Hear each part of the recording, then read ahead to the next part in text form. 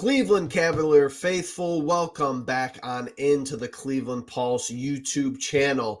This is a special video. It is specifically made for one of my favorite ex-followers of ours over on the Bird app.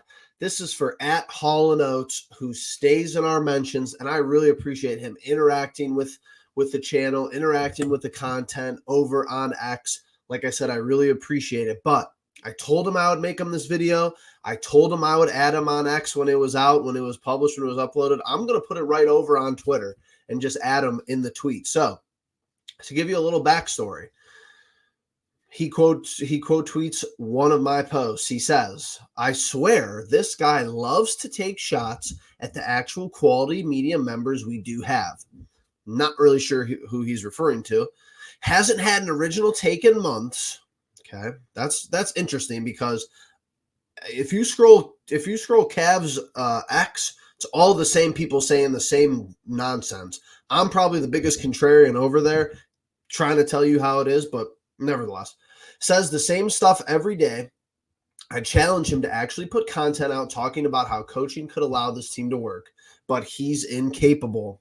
Now, that's kind of silly, because it's really not hard to just hit record and talk about how Kenny Atkinson could be a net positive for the Cleveland Cavaliers. We're going to go over a couple talking points. I respond, what quality media member did I take a shot at?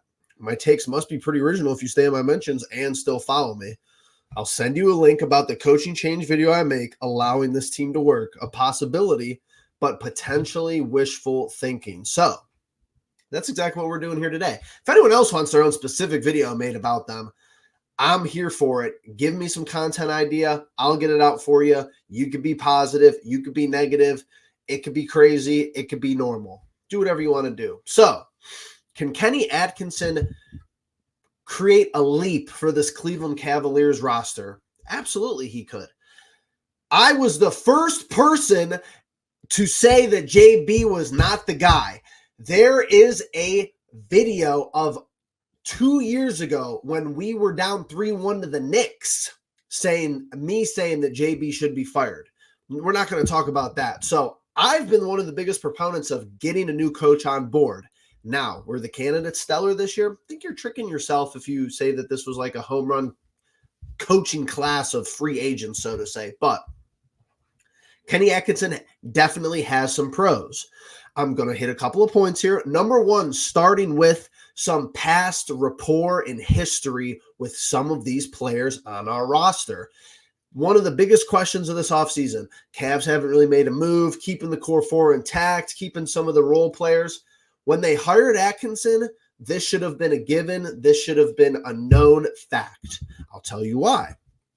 And a lot of the talking points are going to revolve around this 2018-2019 Brooklyn Nets team that was coached by Atkinson, 42-40, and the 7th seed in the East, and made the playoffs. So Jared Allen was on that team. Let's just go through the roster really quickly, because this is probably just the biggest broad stroke of why Atkinson could turn this roster up a notch and make sure that we reach levels we want to reach, because he achieved a lot with this really average to below average roster in Brooklyn 2017-2018. Jarrett Allen. Okay, as soon as they hired Atkinson, you knew that Allen was going to get traded. He was on the 2017-2018 Nets team. Atkinson is comfortable with him as a player, knows his weaknesses, knows his deficiencies, probably has been following him over the years, wants to work with him. So we knew Allen wasn't getting traded when we hired Atkinson, at least in my opinion. Let's keep going. Damari Carroll, Alan Crabb, Mitch Creek, Ed Davis, Spencer Dinwiddie, Ed Davis, Cleveland Cavalier legend, Jared Dudley, Ken Freed, Trayvon Graham, Joe Harris, Rondae Hollis Jefferson, Rhodonis Kurix, Karis LeVert, number 2. So you have 2 players on this currently constructed Cavalier roster that have history playing under Kenny Atkinson. The roster was going to be run back, basically a guarantee, unless you had something weird happen. Darius Garland asked out, Mitchell didn't re-sign, whatever. But if there wasn't anything weird happening, which there hasn't been yet, this roster was being ran back as soon as they hired Atkinson. Tajre McCall, Zanan Musa, Shabazz Napier, Theo Pinson, D'Angelo Russell, and Alan Williams. There's no superstar on this team, and they made the playoffs. There's nobody even who is like an A-tier player on this team back then. Like, yeah, D'Angelo Russell had a good year. He might have been in that, B to B plus tier. Maybe he was an A player that year. There's an argument for that. But this is a team that had to grind it out every night, that worked together, that made the playoffs unexpectedly under Kenny Atkinson. He did a great job with this squad. That's point number one. Atkinson has shown as a head coach that he can elevate talent across the basketball roster. Good. Love it. Absolutely cool. Point number two, I'm going to stick with this same exact roster because this is your biggest talking point and the biggest part of your resume if you're Atkinson.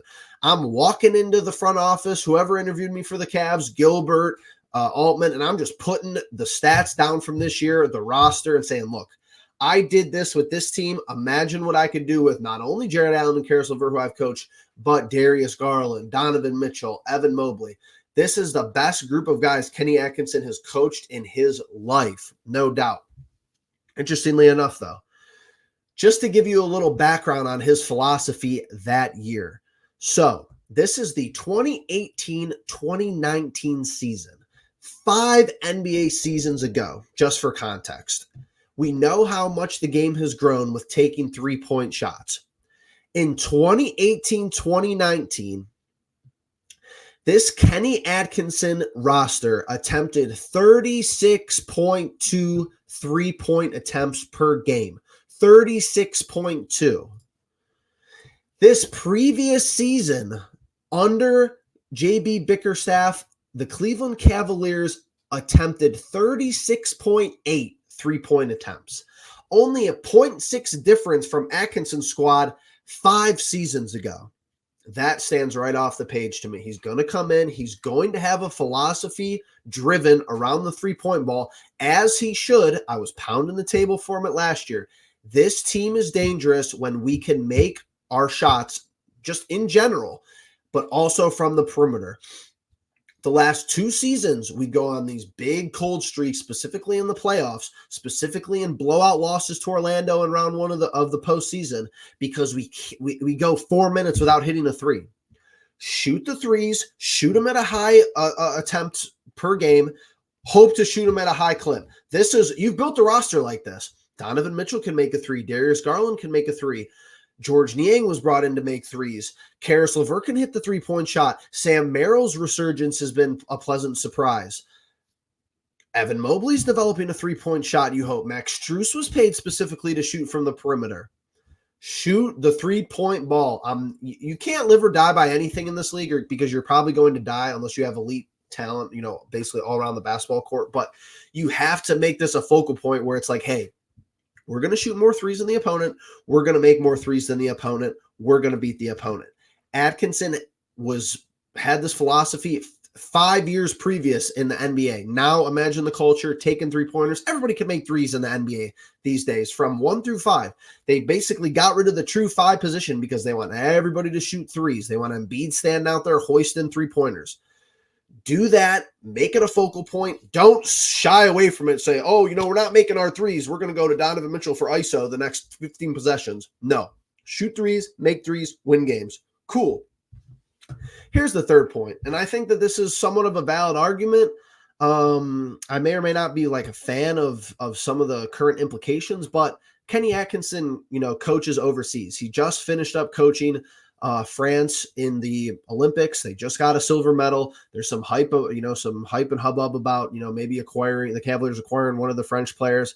He's seen other aspects of basketball, and he gives you that other dimension of, hey, this guy has not only coached NBA players, he's coached international players. He's played with a different rule set. He's seen different schemes. He's been a part of a diverse set of circumstances that has gotten him to this point in the NBA right now.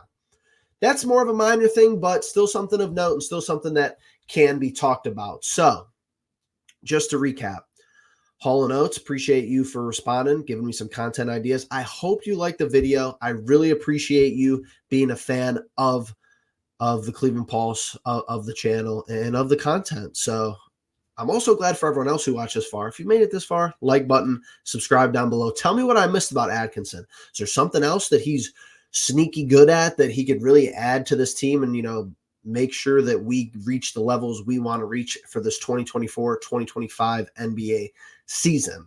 But that being said, see you guys in the next one.